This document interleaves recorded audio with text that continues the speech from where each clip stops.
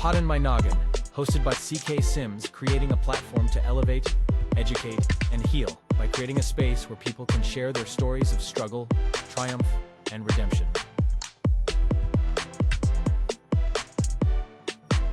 CKS Media. Hello, everyone, and welcome back to episode 2 of season 2, Pod in My Noggin.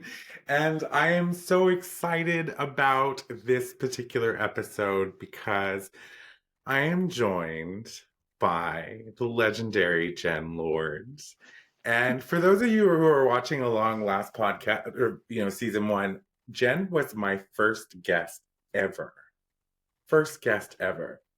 And so what's really interesting about this, and my best friend and I were talking about this over the holidays, and we were trying to work out when we were going to get this scheduled in. She had said something along, she was great, but she was like, couldn't you start and then schedule her in after? And I was like, no.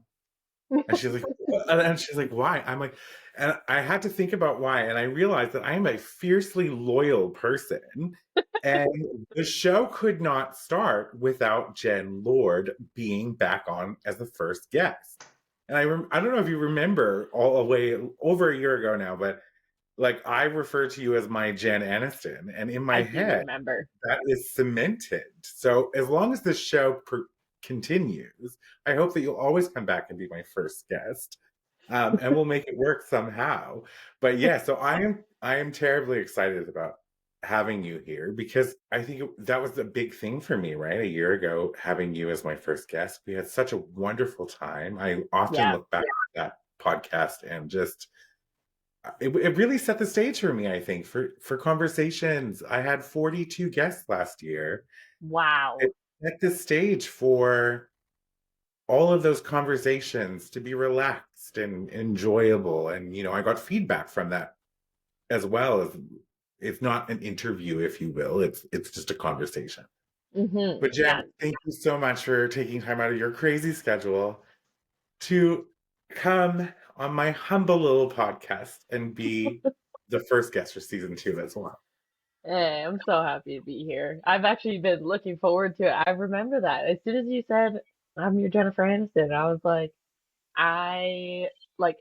Jennifer Aniston is one of my most favorites. And the fact that she was on Ellen and she was Ellen's person.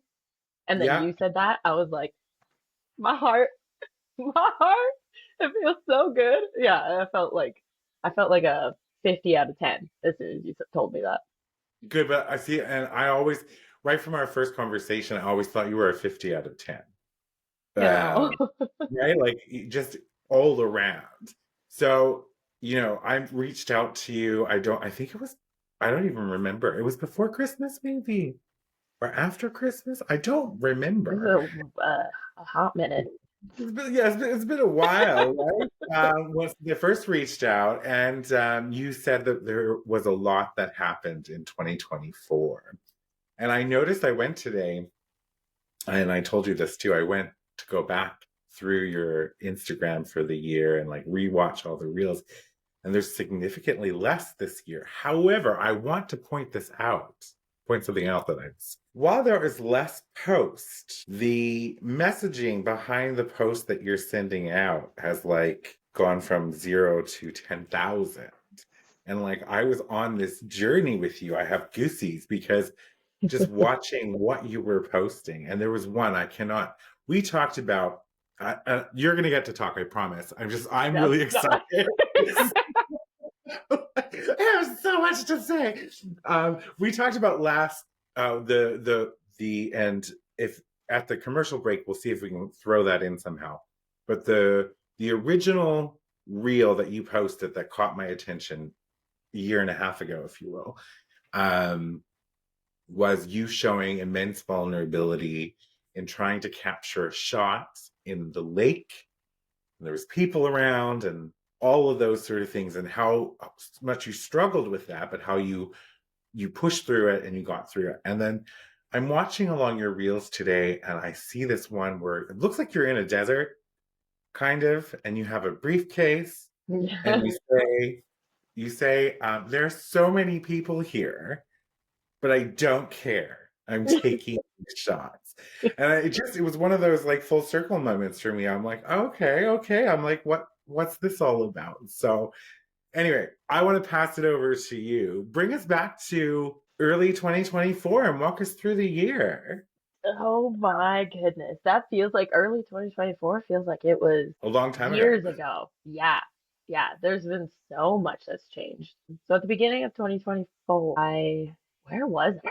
Do you remember? At the beginning of 2024, you were living with your partner, Yeah.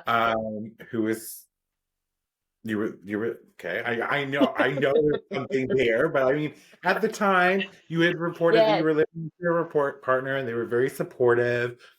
You had got your Right. disc in the coffee machine, and your mom's in the background. See, this is a sign that your year's going to be so amazing. Do you remember? I remember everything. So, Oh, yes. I totally remember that. That's right. yeah. Yeah. So at the beginning of 2024, I believe that's when I first started working, or towards the end of 2023, I started working with Lacrosse Canada, Yes. which was a huge stepping stone for me. And from that, I ended up getting another job opportunity with working with Rugby Canada as well, filming the women's national team.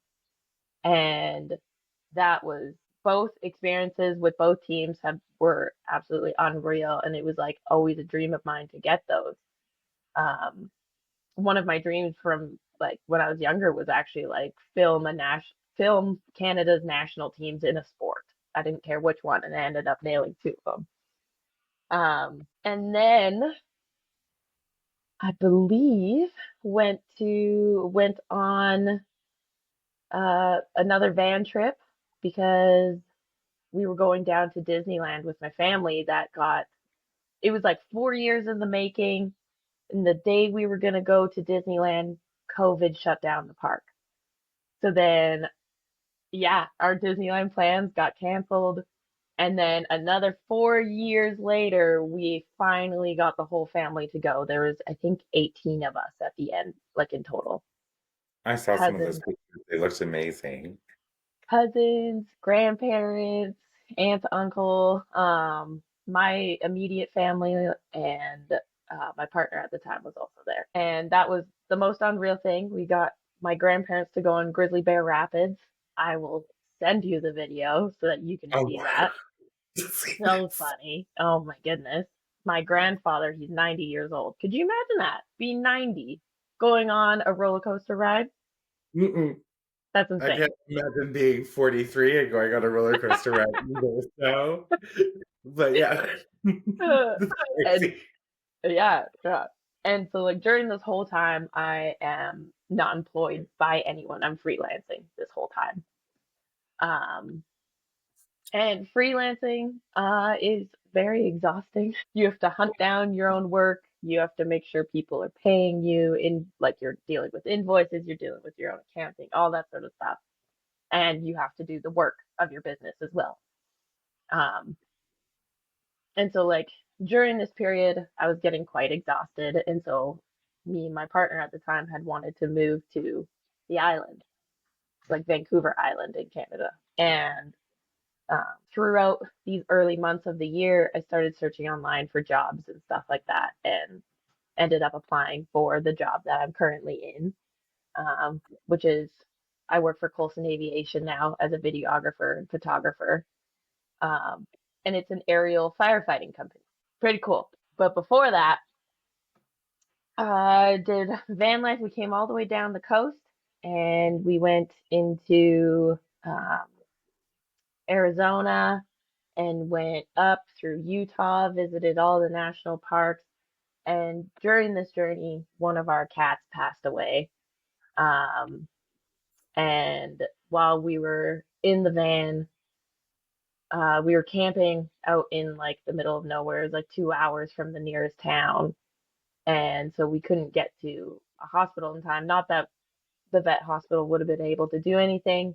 Our poor baby boy was, they were both rescued. Both the cats were rescued. And this one had been malnourished and had like many medical issues from the day we got him. And it was like within 30 seconds of him waking up, he was gone. It was super fast. The most upsetting and disturbing thing I've ever been through with an animal. Is like we didn't know what to do. I remember holding him and he was limp, and I was I tried doing CPR. I tried doing like everything that I could think of to try and help him. But he was gone super quick. We think it was something to do with his heart, and that's around when. And there was a lot of troubles going on with the one of the companies I was working for or working with, editing videos, and so that's around the time of that video where I was like in the suitcase and with the suitcase and stuff like that, and I was like, I don't even care at that point. I was tired from hunting down businesses. I was tired of hunting businesses to actually pay me for the work that I did. Our cat had just passed. Me and my partner were going through like quite rocky period, and so like all of those big heavy things were weighing on me, and like financially was not in a good place at all. And so at that point, I was like, there had been this one. I saw this briefcase randomly in a thrift store. I think it was somewhere in Utah. I'm not entirely sure. It might have been Arizona. I think it was Arizona actually. And I immediately had those pictures pop into my head of like, Jen, like you're overworked. You're not giving yourself time to rest. You're not giving yourself a break. Um, and I can't give myself a break because financially I can't. Like, so it was kind of like that feeling that I was trying to capture. Then there was also another artist that was kind of like inspiring me at the same time that I did, I think either on the same day or the one day after each other, where I was like in the all black outfit with the Yes. suitcase and the umbrella. And that one was inspired by Anderson. Oh no, what's his name? Anderson? He does films where it's like very like quirky. Oh, it's totally skipped my mind what his name is, but I think it's Anderson or something like that. But they're very quirky films and very different than the norm. And like I tried to capture his essence in those photos, which I actually got comments from people saying it looked like his stuff, and I was like, yes. You won. You did it. You Yeah, achieved. yeah. But yeah, Oh, the briefcase one, the reason I didn't care anyone was there was because my brain space was so full. Every shitty thing that could happen, excuse my language, everything that could happen happened in that moment. And so I was just like, I'm just gonna do what I need to do to release the feelings I'm feeling, and I don't care who's watching. So then that's how that photo came. how important is that though, right? Oh, so important.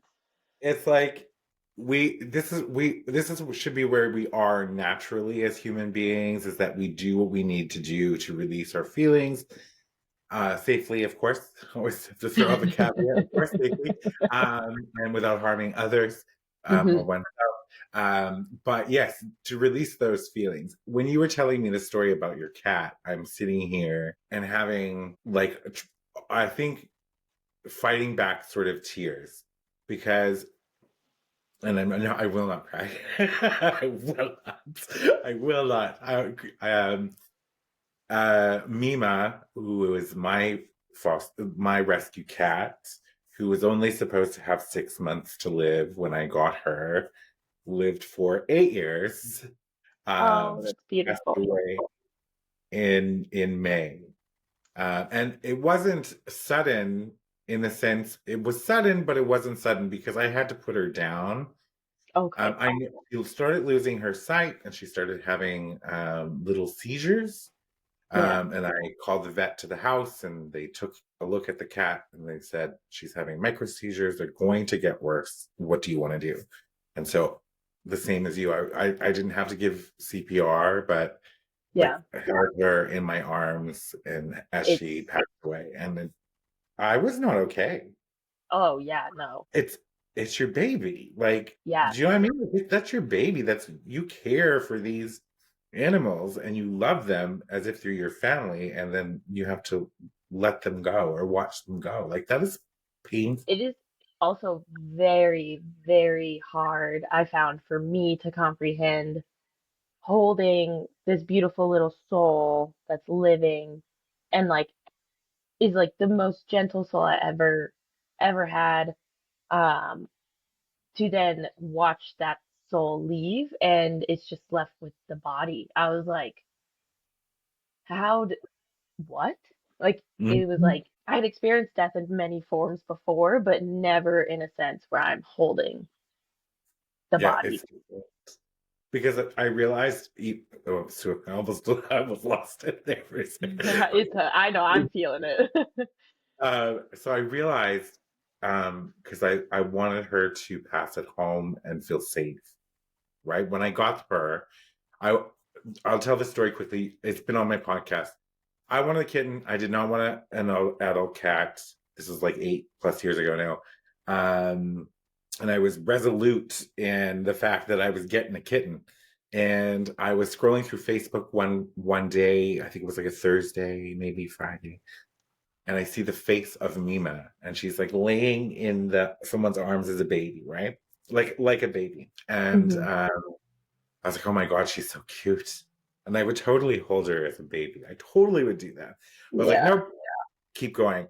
And then the whole weekend, I couldn't get her out of my mind. So on the Monday, I remember it being a Monday, I got back on Facebook and started scrolling because I didn't know who tagged it, who pushed it. Yeah. I had to scroll. I must have scrolled for hours until I found that little face. And she had feline leukemia. She was very symptomatic. She was locked in a basement currently because she couldn't mingle with other cats because it's transmissible through like saliva or Right. whatever. And I said, and it said like 6 months max that this baby has left to live. Took her to the vet, or went to the vet, sorry. I went through the work and they said, you can get her some medication if you want to make her more comfortable, or you can allow nature to take its course. So I took this cat in with a very clear mindset that for the remainder of her life, she would not know fear, she would not know hunger, and she Yeah. would be fed and loved. And to me, I'm like, I'm doing this for 6 months. I'll get a kitten after, right? Right. But no, love conquers all because 8+ years later, she's still dirtying up my floors. So, but you know what I mean? So, but I couldn't believe that I had to put her down. But what you just said is I held her in my arms and I wanted her to pass knowing that she was being held by her dad. She was loved, that she was safe. I talked to her. I sang to her. I always picked her up and sang to her, and she would Hmm. meow and paw. And I remember just bawling, Jen. Like I was a mess. And I think it was Me just too. about maybe 2 or 3 minutes after she had gone. Like she was, I realized something came over me. And I'm like, I'm not holding Mima anymore. Right. It's the body of Mima, but Yeah. Mima's not in there. And so when you said that, I'm like, I remember that very much because Oh, it's it is. a crazy feeling. I've just, like my whole body just got goosebumps. Yeah, it's a feeling like no other. Yeah, I just like it made me think about like like as close as like Bolero was my cat's name, as close as Bolero was to me. I can only imagine the feeling of like someone who has held like their lover or like a parent or like a family member or a really close friend in their arms and watched them pass. Like I'm like that would be like that's like it's so hard for me to fathom that. It is, yes. And this is why I'm like, I don't go to funerals. But Yeah. funerals is not the problem. And I think that's one of the lessons I guess I've learned is that it's when someone passes, we don't see it. We Yeah. usually hear about it. Hmm. And yet we'll feel sad that they've passed, but we didn't have to be in the room and watch as life has left their bodies. Yeah. That is a transformative experience, and not one that I would say is, I can't say it's negative or positive to be Right. honest. it's just a transformative process to witness. Yeah, because I Um, think it's totally terrifying. It's scary. It's upsetting. It's depressing, and it's also very, very beautiful. it is. It really is. Can I ask, which might be painful, and you can tell me, shut up, Curtis. You're out here 2 hours from the nearest town in a desert. I think you're in a desert in a Hmm. camper with a Bolero who has now passed away. Yeah. What did you have to do afterward? Um, so me and my partner discussed it. I was like, we should take like what I had originally said was like, let's take him to a hospital to find out like what happened. They might be able to tell us and blah blah blah. And what she had wanted was not that. She didn't want um like a hospital involved in any way. So we covered him in his favorite blanket and we put him into his carrier away from his brother. It's not like blood brothers, but that they were bonded pair. Yeah, Um, and we could tell that he was a bit upset as well, a little bit. It was kind of hard because like every single thing his brother would do, we'd be like, is that a sign that you're like really sad? Like we'd question every single thing he would do, even if he did it like every single day when he was alive. Like every single behavior he did, we questioned. But and then we drove to another spot in the desert. We got a little cactus with a flower on it, and we drove to another camping spot that we had been to before and picked a tree that we loved and dug a hole, a really deep hole, and buried and had our own little ceremony for Bolero there. Buried him there, covered him with rocks and dirt and stuff like that from the hole, and then we planted the cactus on top. love. I have the coordinates of it. I had yet to go back to it, but one day I'll go and adventure back out that way and go visit him. It's very beautiful. Yeah, it was It's a very very very. The one thing that I found was really weird is like I can't remember what the name of it is, like Rigus month. I rigor don't know mortis. what. Thank you. That is weird. Where the whole body is stiff. Hardened, yeah. Yeah, It's I didn't experience this with Nima, but I have seen it yeah. before, and it's not lovely because and this is not to make light, but they're no longer squishy. No, Do you know what I like mean? Like they're no longer cuddly and things like like that. Now they're just hard. if you were to press on concrete and you were to press on that body, it would be the exact same feeling. It's It's very weird. strange. The first time that it happened, I thought that he came back to life because I was like, oh my God, he's flexing. And then my partner, who was a previous paramedic, told me, no, that's just part of the dying process. And I was like, it was like everything I was hoping just like pulled out from underneath me again. But yeah, It's so then yeah, that that after that, I could tell me and my partner from that moment on, like before we were having troubles and like weren't lining up eye to eye on like where we wanted to go with life and that sort of thing. Like we were slowly starting to grow apart, and I think that piece there was another checkpoint of us starting to split off a little bit more. And so once we got back, while we were on our travels, I had interviews for this position that I'm in now. And when we got back into Canada, one of my family friends passed away. So she drove me to the Calgary airport and I flew from Calgary because we were going back up to Edmonton. I flew from Calgary over to Vancouver to go to their funeral. And when I was over there in Vancouver, the this position, my boss had reached out to me to tell me um, that they want to do an extended interview in um, California because they had like their training weeks going on. And so me and one other person that I was interviewing against went down to California and basically had an extended interview for 10 days. Wow. Yeah. No pressure. No pressure at all. Right? Right? I know. And so like when they did that, I was immersed into the entire company.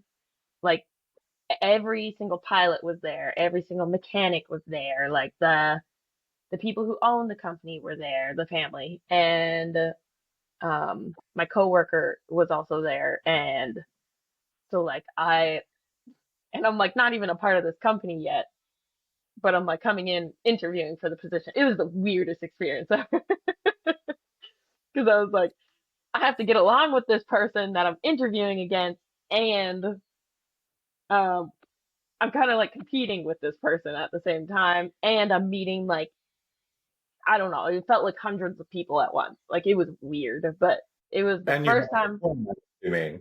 And what, sorry? You had to perform. Yes, yes.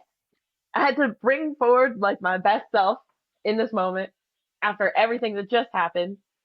And honestly, though, it was everything I needed in that moment because I was around people who loved their job. I was around people who were super driven.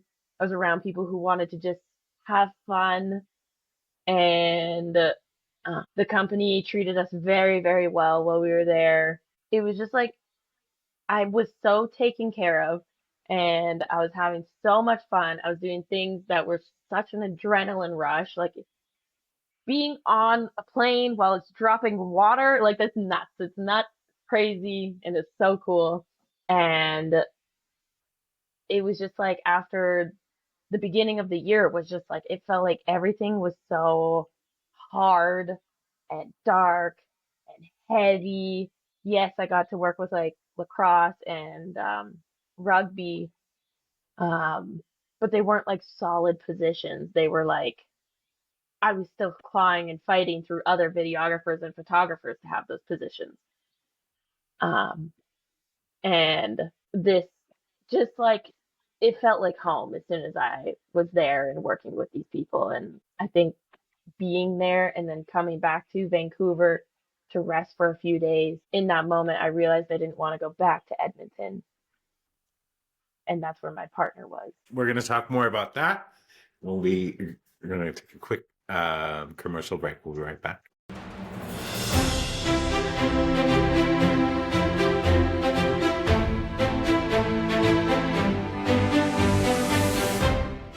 This month, join our Valentine's Quilt Sweepstakes, hosted by Pada My Noggin and made by CK Sims. Enter for the chance to win the Valentine's Quilt and matching pillow by subscribing to Pada My Noggin's YouTube channel. The sweepstakes will run from February 1st to February 28th, when the winner will be announced. Additionally, you can receive 10 extra entries by purchasing the Easy Beginners Digital Quilt Pattern Valentine's Edition.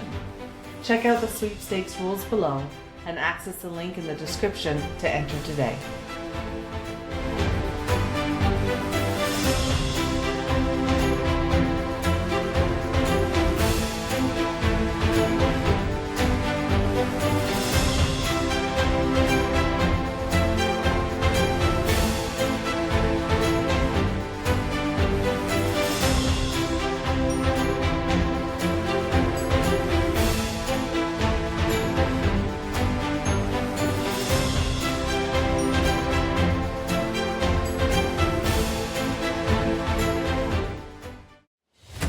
Partner today with CK Sims and Pod and My Noggin to get in front of an audience that cares.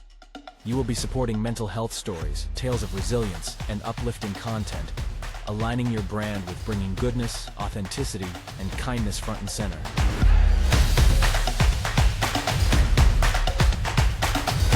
This spot could be yours. Do you have a story of struggle and resilience? One that you want to share with others and possibly help someone through their own struggles? Find the link in the show description and fill out the guest form today.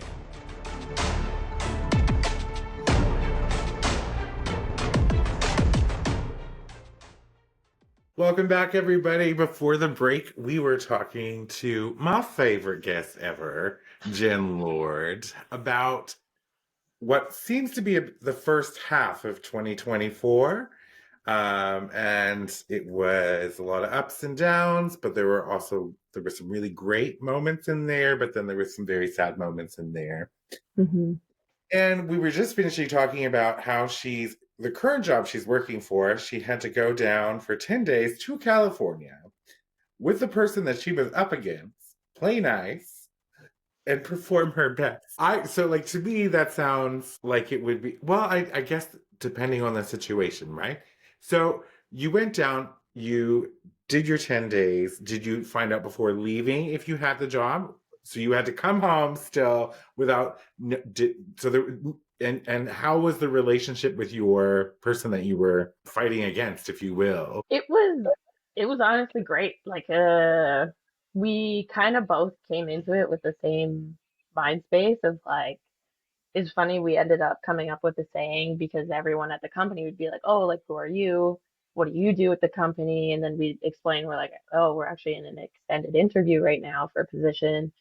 And they'd be like, oh, okay, so like do you have like the job or anything? Like, do you know? And we'd both turn to each other and we'd go, maybe. Like, and so like anytime someone would ask us a question, we ended up answering maybe to like everything because we were like, I don't know what's happening. And they'd be like, are you coming back here tomorrow? And we'd be like, maybe, I don't know. We don't know what's Very fair. happening. Yeah. And so yeah. And so we joked the whole time saying like we didn't know what was happening, when we'd find out, what we were doing the next day or anything like that, or if we'd ever see anyone again. And so like our relationship was great. We actually had like quite a lot of open conversations and stuff like that. And I tend to undersell my skills a little bit, which is why freelancing was also one of the reasons why freelancing was also really hard for me, because I would undersell and have to like, you know what I mean? Like I wouldn't ask for a fair rate for myself to be able to live. And he actually told me what his day rates were and stuff like that. And I was like, thank you for being so honest. And like, this is actually really helpful. And that sort of stuff. So we actually helped each other while we were interviewing against each other. Yeah. I love that because you know what? Yes, you're both interviewing for the same job, but you can still be humans and kind and develop camaraderie in that process. Yeah. And so you come back to Canada. You had just been to Vancouver to attend a funeral. You've flown down for 10 days. You're back in Vancouver, resting, and you realize at that time that you didn't want to go back to Edmonton where your partner was. Yes. I had actually, one of my best friends lives in the Vancouver area, and she took me out for coffee, and I made a comment saying, I wish she would just break up with me. And my best friend turned to me and was like, honey, I think that's a sign that your relationship's kind of come to the end.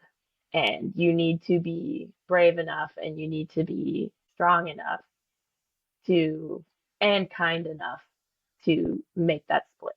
Because continuing on holding on to a relationship where I want out, and I found out later she also wanted out, isn't kind to either party. No. But, so you did it. We did it. You jammed up and you did it. Yeah, we split. And the day we split up, the following day, I got a phone call from Colson saying, you got the job. And when can you move out here? I like 24 hours. Okay, hold up 1 second. No. We need to back this train up for a second. Do you not live in Vancouver anymore? No. You live in California? No, I don't. Where do you live now? I'm so confused. Vancouver Island. Vancouver Island. Okay, so you still are in Canada. Yeah. Okay. All right. I was like, because I did notice that when you joined the call today that you have a very nice glow about you, that you got a little bit of sun. And I was like, I'm like, damn, she's looking good. But there are other things that I saw on your Instagram today that I was like, what? And scrolling through, I'm like, what? I'm like, when did this happen? Like, not that we've never met in person, but like, you have washboard abs. I strive for this. And like, muscles. And then you have a picture of your legs that are way more muscular than my legs, and I do 25 squats with a 50-pound thingy a day. And I'm like, what the sweet hell is this woman doing? And then I saw a post about movement and then CrossFit, and I'm like, oh, CrossFit. I'm like, CrossFit's too much of a commitment for me, but like I was really blown away by just your strength and muscular. Like I was like, damn. I'm like, I do not want to get into. I don't want to get into a brawl with Jenn before. And I definitely don't want to get into a brawl with Jenn now. I want Jenn Yeah. as like a wing lady if I go to a bar, like a straight bar, I and I got just your want to back. go out a little bit. And then somebody's like giving me the stink eye, then Jenn's gonna be like flexing her quads and like, come here. So were you always into fitness like that? Or was this a 2024 thing or No, I got into CrossFit in 2016. 2016? Yeah, yeah. Okay. And then 2020 hit. I took a break for about 4 years, but I kept doing like mountain biking, rock climbing, going to the gym here and there. And then since moving to Vancouver Island, I started up CrossFit again. Y'all, at Jenn Lord Media Instagram, if you want to see quads, all you fellas out there with the big upper bodies and those chicken legs, you need to go see Jenn Lord's freaking legs so you know what legs are supposed to look like. Like, because I feel like you could squash coconuts between those. I'm sorry, I'm trying not to be inappropriate or because we live in that kind of time right now, but I was just so impressed by the level of muscle. And then I'm like, that is my 2025 goal. It's that I will fly to Vancouver at some point, Vancouver Island, Come on so over. that we can both wear cute like short shorts and flex our leg muscles. Yes, please. And but you're going to win. I know this. You moved to Vancouver Island. You started the job at Colson. Regrettably, the other dude, person, lady didn't get it. Didn't get it. No, I'm sure they're doing well. I We think wish them so. very Yeah, much well. yeah. But then I see something on your Instagram. Something very lovely, very kind, very cute, very mushy. And I was like, oh my God. I'm like, this is so cool. So like I shit you not. Today when I was going through your Instagram and catching up, because some of the posts you've made I've seen already, like the one in the plane. Now, mind you, I will get to that in a second, but I had thought I'd seen a post of you flying a plane. Yeah, so one of my friends who is getting their license, he has some type of license and he's going for another license. But yeah, he let me take off in the plane and let me fly a little bit while we were in the air. It was really awesome. It looked awesome, and Yeah. like it would be massive adrenaline in that moment. Yes, yes, because I'm like And then, watching the end of the runway coming. He's like, you need to start pulling up, and I was like, oh, okay. I was like, okay, got it. and then there was a night view. hmm Oh, He was that was going like it, he was like in like the way that he was making that plane go up and down and side to side. I was like, are you not worried this thing's gonna break? And he's like, no, planes are awesome. And I was like, planes are awesome. these are awesome. So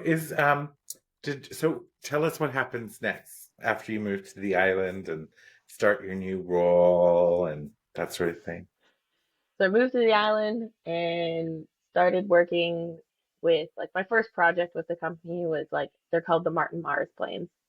They're really big on Vancouver Island, and that was awesome. Got to experience a lot of aviation culture through that Mars and that project. And then my work then took me all throughout the States, like kind of like mid to west side of the States. And I guess during those travels, while I was on Facebook dating, I matched with this unbelievably stunning and beautiful girl. And she lives in California and I live in Port. And what's funny about it is I thought I set my settings to like Vancouver Island, basically, like a couple kilometer distance radius and like 28 years old to like 37 years old, like in that range. And she told me her settings were strictly set to like a 10-mile-ish radius to like Orange County, which is kind of like LA area, and no one under the age of 30. I'm 27. And Theory. yeah. While you were filming, Yeah. though, I feel like Cupid was flying with you. You guys were catching, air at the same time. And he was like, oh, look at here. Look here. I'm just gonna like put my fingers in the frequency and mix some stuff up. And Yep. And so apparently she saw my pictures and on my bio I had no words. I was like, what I had said to myself when I was making the profile, I was like, I wonder if I can capture my essence in just photos that I've taken. And so I curated my photos to try and capture my goofy side, creative side, adventurous side, and my menace / chaos side. And she said that she came across my profile. She's like, I came across this 27-year-old profile that had no words and lived like thousands of miles away. She was like, she had no words. She violated both my rules of being under 30 and being long distance. And so she was like, she closed the app after she saw me and she was like, nope, not doing it, not doing it. And then like couldn't stop thinking about the photos. This is all her words. I'm not pumping my own stuff up here. She said she couldn't stop thinking about it, so she opened up the app again, saw my profile, and she was like, no, I can't do it. I can't do it. And she closed the app again. And then I think it was like the third time, reopened the app and she was like, I can't get this girl out of my mind. And so she was like, she literally looks like she's my wife. And so she swiped and we started having a conversation with her, or she popped up on my feed. I swiped.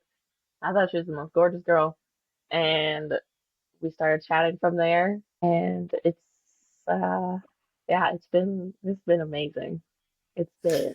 So I am a huge Jenn proponent and also gay, but you are seriously hot. We know this. Like, we'll establish this right now. You've always been beautiful. I thought you were beautiful the first time I saw you on social media, even more beautiful when we got to chat during the podcast the first time. Yeah. Because I got to see more of your natural self.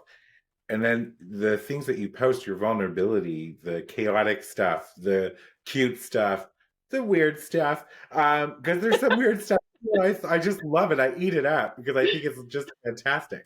So like, I don't know. I'm like, how have you two tried to explain how it happened? Like, how have you tried to reconcile? We still don't entirely know, but we went back through my settings, and my settings were actually set to 400 plus mile range. And basically anyone that was legal, so like 18 to 101 plus. So it must have been 400 plus miles of where you were currently located within that range, because there's more than 400 miles from Vancouver Island to. Well, I think that's where the plus comes in real strong. Yeah, really. But I mean, but her settings are still set the way they were. I'm wondering if it was like because I was in the area crossing by. I like my Cupid method. I do like your Cupid method. I think that he's just flying along up there with you, and he's like, oh, Jenn, She deserves a win. So, okay, you're chatting with this lady on, you both think each other's gorgeous, clearly. Hmm. You're chatting with her on Facebook dating. And you live in Vancouver Island and she lives in Orange County. How did you determine this was going to work? Well, we decided we had to like meet in person first. Um, so we chatted for probably about a month, and then we decided that she was going to come up and visit me in Vancouver Island. And so our first date, our first like technical date was 10 days long. And it went really, really well. And so we thought we would do it again. And I think I go down to California all the time for work. So it works out super, super well. Um, but I think we're pretty sure it's kind of foggy because so much has happened. But I'm pretty sure our second date was her coming with me on one of the firefighting aircrafts. We had to ferry it from California to Australia for the Australian wildfire season. And so our technical like second or third date was taking her from California all the way to Australia and spending a week in Australia together. Okay, Jen. So you just make everybody else look bad. Go big or go home. I'm going to lock this lady down by taking her on a 1 week trip to Australia. Come on. It's How technically could like anyone roughly like 2 weeks. 2 weeks? Yeah. Wow. And so Yeah. it's been, that was when, this summer-ish? Yeah, like yeah, roughly. I think it's like October. October. Okay. Yeah. And now And now you're it's like we are full out dating. We are full out talking about our future together. She's met my family. I've met her family. We both love each other's family. Both our families love the other. And hopefully I can transfer to the States, maybe, or work out something that I'm like half in Canada, half down here. I don't know. That part is wow. still up for like I have to have conversations with the company that I work with. But yeah, Well, they hired you in Canada. I don't see why they wouldn't hire you in the States. right? Right? So, but that is exciting. Yeah. That is exciting. I'm very happy for you because I think and I'm very happy for her too. And I don't even know her, but like she's the one that got Jenn Lord, right? In the end. She's What? amazing. I think it's what You I got her. Well, there you go. But I guess that would depend on whomever I'm having an interview with, right? Who's going to be gushing the most, or claiming they got them, or they're the lucky Yeah. one.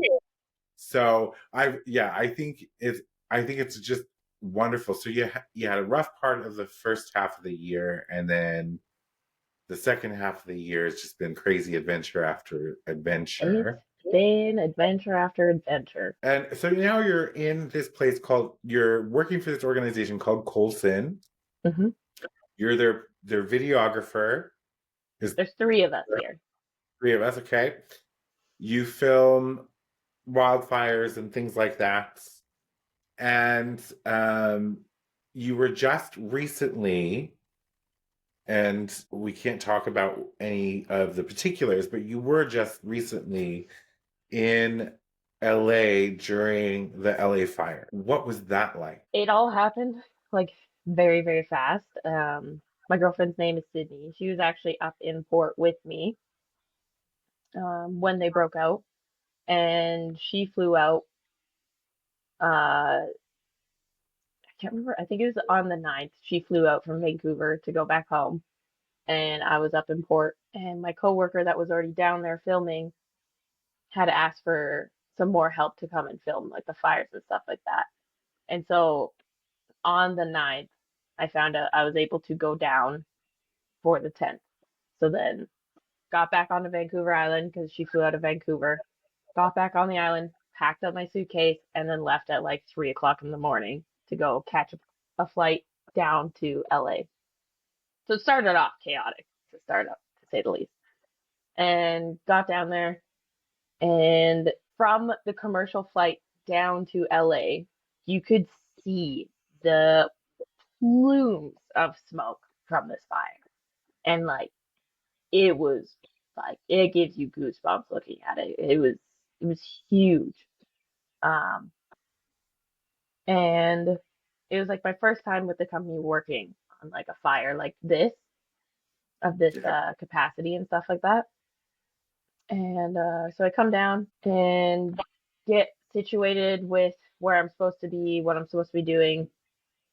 And one of the things that I was doing was going around and trying to capture content of our aircrafts working on the fire. I have never come across so many. The scariest night was probably the first and second night that I was there, which would have been like the 10th evening and the 11th evening. The 11th evening was the night that I went out driving around to capture content of our aircrafts working. And um, every single neighborhood that I was driving up through, people were outside their houses, like with hoses spraying down their houses, the lawns, the trees, everything. You drive up the street and there'd be like streams of water coming down the road. It was a very and you look up and all you see is like a giant glow of red and orange and these big dark gray clouds like pluming up to the sky. And it was like so nerve-wracking driving around. And I was like, it's not even like I'm in a car that I could easily just drive away. The one thing that was in my mind was like, I am in LA, so if everyone tries to leave at once, the entire population of California is the population of Canada. Yes. And most of the population of California is in the LA area and Southern Cal.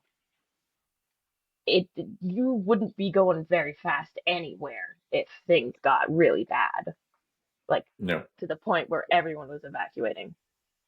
But yeah, so I would get up on a drive and there was police blockades everywhere because of all the looting that was happening and obviously people trying to get into places that they're not supposed to be to film these aircrafts and people trying to get close to the fires for like social media posts and whatever else they were trying to do. And so like it was quite interesting and like talking to a lot of the police officers that were at each barricade and stuff like that. They're like it's we've had a lot of people coming trying to get through here for a multitude of different reasons. And like even when I was talking to homeowners in the areas that I was going to go film, they were telling me that they're like some of them were really anxious because people kept driving into their home areas where I'm sure most people in those neighborhoods, they're very, very nice neighborhoods that I was driving through, don't get this much traffic and foot traffic and car traffic all the time. So it's probably putting them on edge. Not only are they potentially losing their home and evacuating, there's a bunch of random strangers constantly circling around their houses and trying to get into probably like their backyards or their front yards to film at a better angle and stuff like that. Um, so like the energy those first few days I was there, it was super tense and super heavy. Yep. It was It sounds that wild. way. Yeah. Plus the uncertainty because winds were changing and destroying neighborhoods Mhm. like that. Like it was so fast. I remember when I reached out and you said you were down there. I think Yeah. I must have said every single time, I'm like, just be careful. Yeah. Like, I like whispering prayers and like keep everybody safe. What I didn't realize though was that there was looting. I didn't realize that. Yeah. Yeah. There was actually a lot of looting that was happening. I think it was more on the Palisades side, like the neighborhood that had burnt down, where there's like easier to get to people's like properties and stuff like that and take what was still left standing. Um, but I'm sure that was happening on the other side where homes were still standing and people were just evacuating to be safe. There's a lot of empty homes there. Yeah. Um, and so there's a lot of people on edge during that, which is wild. And one of the evenings when the fires had died down a little bit, I had gone up to where I was allowed to go to film our aircrafts. Um, it was called Mulholland Drive, is like the Yeah. road that I was on, and looking, it was nighttime, so it was quite dark, so I couldn't quite see like what was on either side. Like there was a city on one side, and then this side was like to my right was where the fires had roughly been taking place a few like miles down. And at one point, I could see like firefighters creating a fire line to stop the spread of fires and get the containment line longer. And I could see them working like really far in the distance. And so I was like, oh, it might be a cool like long exposure shot. So I set my camera up and took a photo for a long exposure. And I didn't know this because you couldn't see it because it was too dark, but there was like a huge red retardant line from one of the big planes. It probably was the DC-10 tanker that had dropped along the trees and the shrubbery and all that sort of stuff.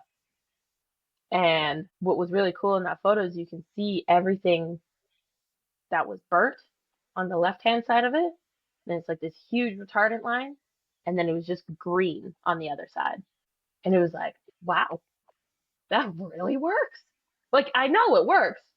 But I was like, I always wonder to myself, I'm like, what kind of chemicals are in there? oh Do yeah, you know what I there's mean? I don't know what's in it, but I'm sure it's not like the most amazing thing.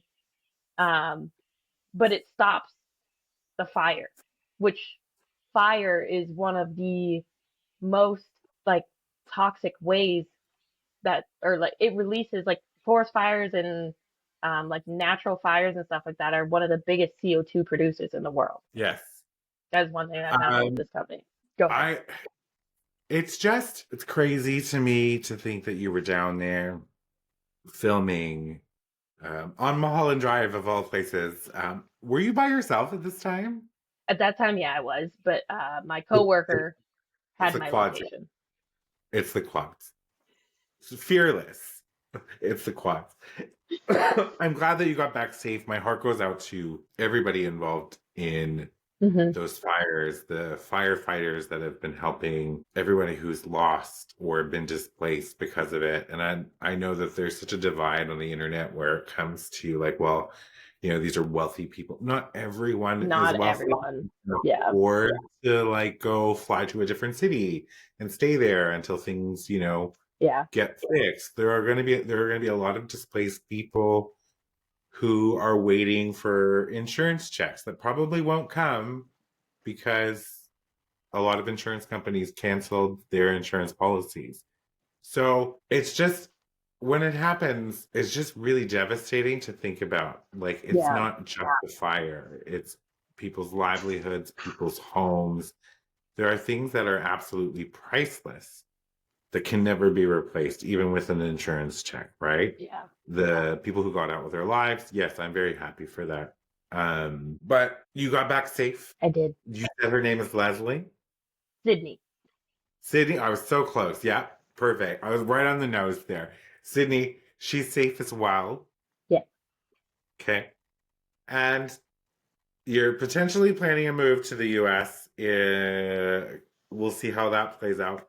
yeah. But what's next for you? Are you just living right now in the moment? Like, are you enjoying your job, your relationship, that sort of thing? Honestly, loving everything right now. Everything is going so well. There's, of course, roadblocks and like bumps in the road.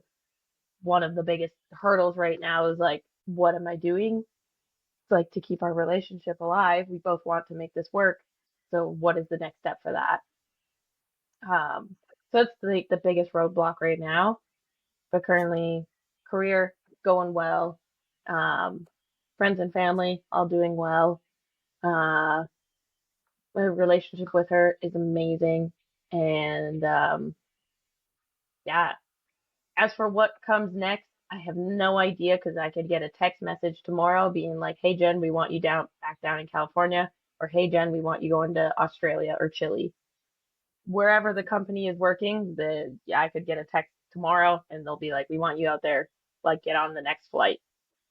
So Very exciting, but also sounds slightly stressful life because the sort of uncertainty and need to respond so quickly. But I Yeah. feel like that's very up your alley. Whereas I'm very much like, you can message me about something that may take place 8 weeks from now, and I will consider it because I like my health. Um, you seem to be really in the headspace to just like drop and go, and I love it. and honestly, I don't know if it's the California sun. Not that you might have got very much if you were in the fires, but you do have a glow with you. Oh, Just so thank you you. know, it's you look you're not blonde this year. You're No, more of a brunette. it's my natural. Yeah, you look so healthy, and you have this beautiful glow. I feel very grateful to have had this interview with you again, to get the chance to speak with you.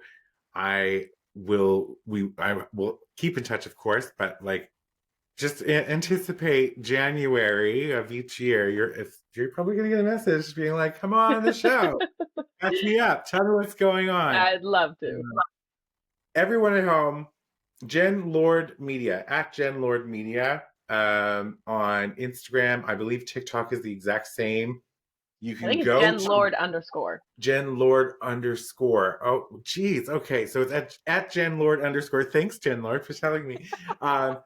You, if you want to see incredible photography, and I do mean this because it is incredible, go there.